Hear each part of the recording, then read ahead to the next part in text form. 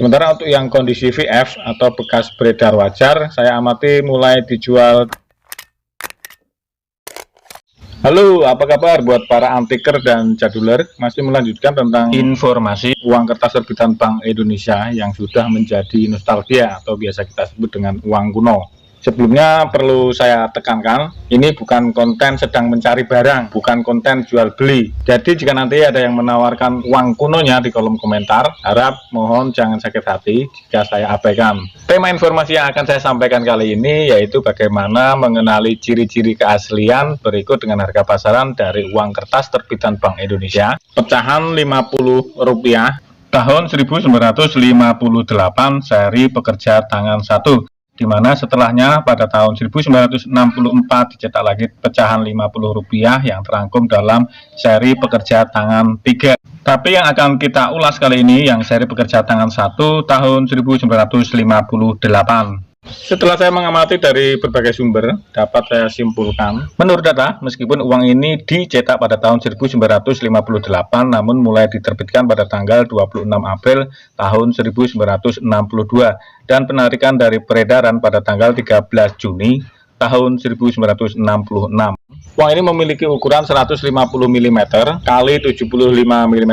Ukuran tersebut berlaku untuk yang kondisi masih bagus. Sementara untuk yang kondisi jelek kusut, tentu ukurannya juga akan ikut menyusut. Jika mengamati tampak depan, kita amati dari segi pewarnaan, ini memiliki warna kombinasi antara coklat, hitam, dan hijau. Ada penulisan teks angka 50 di bagian sudut kiri atas dan di bagian sudut kanan bawah. Ada juga penulisan teks yang berupa huruf. Di bagian atas dimulai dengan teks yang menunjukkan bank sentral penerbitnya, kalimat yang menyebutkan nominalnya, dan di bawahnya ini ada teks angka yang menunjukkan tahun emisi. Ada pula penulisan gubernur dan direktur berikut dengan tanda tangannya yang kala itu dijabat oleh Lukman Hakim dan TRB Sabarudin. Di bagian luar garis lukis ini jika kita amati juga ada penulisan teks nama dari pendesain uang ini yaitu Yunalis Del, kelahiran kota Bukit Tinggi. Del maksudnya adalah kepanjangan dari Deli Nafit yang berarti pelukis uang. Sementara masih di bagian margin di luar garis lukis ada teks nama perusahaan yang mencetak secara massal uang ini yaitu PT Percetakan Kebayoran IMP.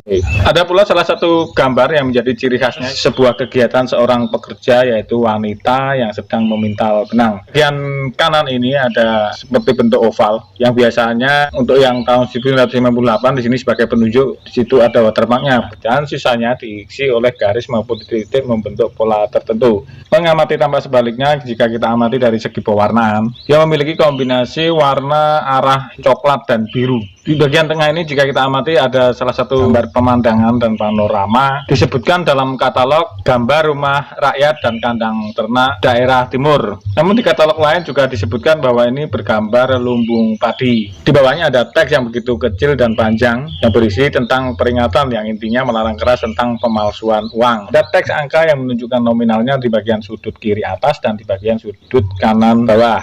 Ada penulisan nomor seri dengan variasi 3 huruf dan 6 digit angka. Yang sering saya dapati, saya amati penomor serial ini selalu diawali dengan angka 0, tapi tidak menutup kemungkinan bisa diawali dengan angka yang lain. Jadi antara para sahabat mempunyai uang pecahan ini dengan nomor seri diawali selain angka 0 bisa membagikan pengalamannya di kolom komentar. Penulisan nomor seri ini juga diulangi sama persis di bagian sebelah kanannya. Di bagian sudut kiri bawahnya ini ada nama pendesain uang ini yaitu M. Sajirun, kelahiran Kabupaten Kendal. Sehingga untuk keunikan uang ini bagian depan maupun bagian belakang didesain oleh dua orang yang berbeda. Dan masih tetap di bagian margin di bagian kanan ini ada nama perusahaan yang mencetak secara massal uang ini yaitu PT Percetakan Kebayoran IMP. Dan sisanya diisi oleh garis maupun titik-titik membentuk pola tertentu. Ada berbagai cara untuk mengenali ciri keaslian dari uang ini, tapi saya hanya akan memberikan 3 cara saja, saya rasa sudah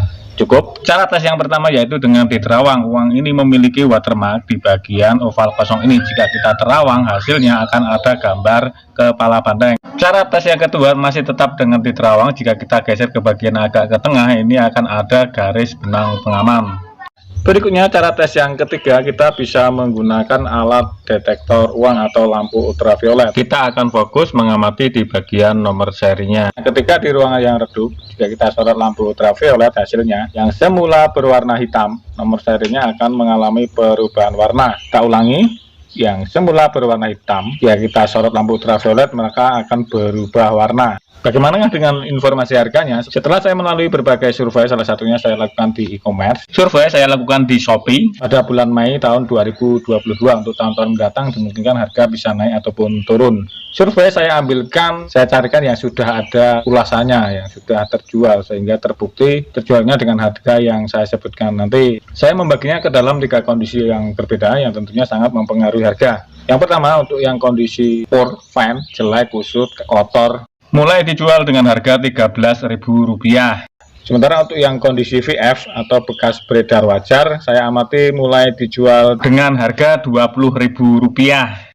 Dan untuk yang kondisi paling bagus, yaitu kondisi UNC atau kondisi berkualitas baru, saya amati mulai dijual dengan harga Rp75.000.